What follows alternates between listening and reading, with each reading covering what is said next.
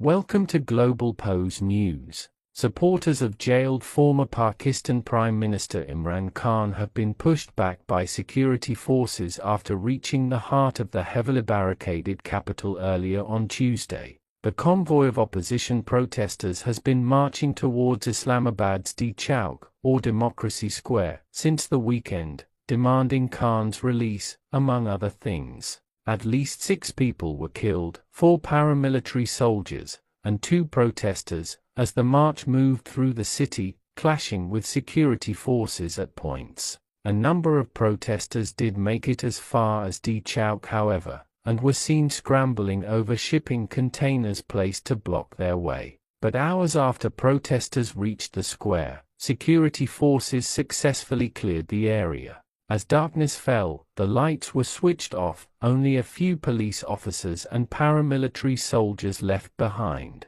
A police officer nearby said that some protesters had made it beyond the 3-tier stack of shipping containers, but only a few hundred meters before they were pushed back. However, thousands of Khan supporters remain in the area. To keep warm in the biting cold, protesters have started burning paper and other materials inside rubbish bins. Many have even resorted to burning grass and bushes on the footpaths and green belts, where people are gathered. Mohammed Shahid, who came with his family all the way from Punjab province, says they are here because of Imran Khan's message. He says we must fight for our rights.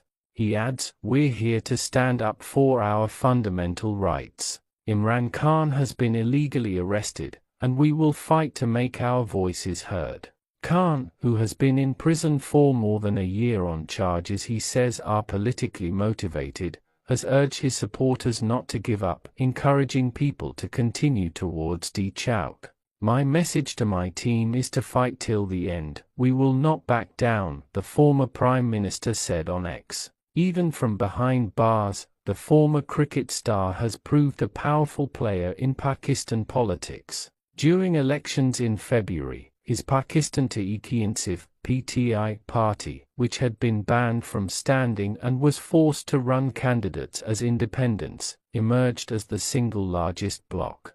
However, they fell short of the majority and their rivals united to form a new government. As a result, protesters are also calling for the overturning of election results they say were rigged, a claim disputed by the government. It was Khan who called on his supporters to take to the streets at the weekend, issuing a final call and asking them to stay in the capital until their demands are met. The government, which had already introduced a ban on public gatherings, responded by blocking Islamabad streets with shipping containers and bussing in police from across the country. Restrictions also appear to have been brought in on some internet services, while schools and colleges have been shut because of fears of violence. Pakistan's Interior Minister said the protesters had been offered an alternative venue for their protest but had refused. Prime Minister Shehbaz Sharif, who blamed the protesters for the deaths of 4 soldiers on Tuesday, dismissed the march as extremism.